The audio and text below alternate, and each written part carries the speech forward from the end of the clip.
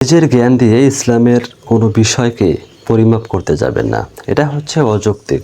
কারণ কোনো মানুষ যদি কোনো কিছু তৈরি করে, যেমন মোটরসাইকেল, উড়োজাহাজ, হেলিকপ্টার, রকেট, এরকম বিভিন্ন গ্যাজেট মানুষ তৈরি করেছে। যদিও সৃষ্টিকর্তা কেউ হতে পারে না।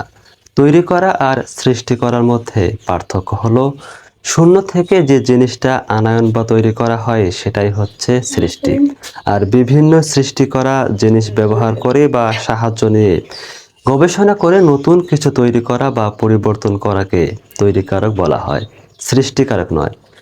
সৃষ্টিকারক বা সৃষ্টিকর্তা একমাত্র আল্লাহ। যাই হোক, যা বলছিলাম, তৈরি করা জিনিস যেমন মোটরসাইকেল, মোটরসাইকেল কিন্তু কখনো তার তৈরিকারক মানুষ সম্পর্কে চিন্তা ভাবনা করতে পারবে না। যে মানুষ তাকে তৈরি করেছে সে মানুষ কত জ্ঞানী। মোটরসাইকেলকে যে ক্ষমতা দেয়া হয়েছে সে শুধু ততটুকুই কাজ করতে পারবে। যেমন মানুষকে বহন করা একজন বা দুজনকে, কতটুকু রাস্তা ভ্রমণ করলো ততটুকুই সে দেখাতে পারবে। সে তার জ্ঞান দিয়ে পরিমাপ করতে পারবে না তার তৈরিকারক মানুষ আরো কত কি তৈরি করে রেখেছে পৃথিবীতে। কম্পিউটার, স্মার্টফোন, ল্যাপটপ, পারমাণবিক অস্ত্র, যুদ্ধজাহাজ, যুদ্ধ বিমান, বিভিন্ন রকমের যানবাহন, বিভিন্ন আরো কত কি সে কিন্তু চিন্তা করতে পারবে না। প্রত্যেকটা তৈরিকারক বস্তুর কাজের ক্ষমতা ভিন্ন রকম এবং সীমাবদ্ধ। এক বস্তুর কাজ অপর তৈরিকারক বস্তু করতে পারে না। যেমন মোটরসাইকেল, উড়োজাহাজের মতো এত লোক নিয়ে তাড়াতাড়ি কোথাও যাওয়া সম্ভব নয়। আবার দুই বন্ধু মিলে মোটরসাইকেলে করে বিভিন্ন জায়গায় ঘুরতে যাওয়ার কাজ উড়োজাহাজ দিয়ে হবে না। কারণ উড়োজাহাজ বা প্লেন ল্যান্ড করতে পর্যাপ্ত জায়গা লাগে। মোটরসাইকেল যদি বলে যানবাহন হিসেবে আমি তো আছি, রিক্সা, ভ্যান, বাস, ট্রাক, পিকআপ, এত কিছুর দরকার কি?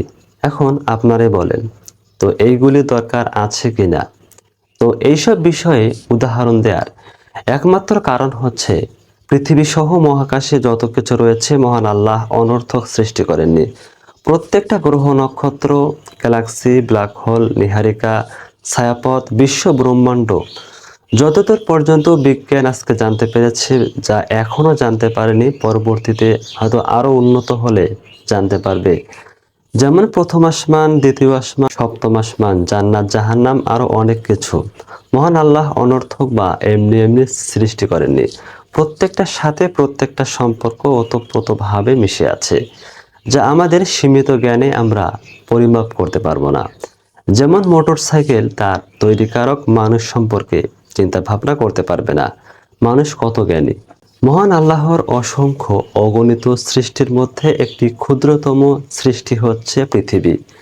পৃথিবী হচ্ছে মহাবিশ্বের তুলনায় এতটাই ক্ষুদ্র যে বিশাল মরুভূমিতে একটা নির্দিষ্ট বালুকণাকে খুঁজে পেতে যতটা কষ্ট হবে, ঠিক তেমনি পৃথিবীকে মহাকাশে খুঁজে পেতে ততটাই কষ্ট হবে।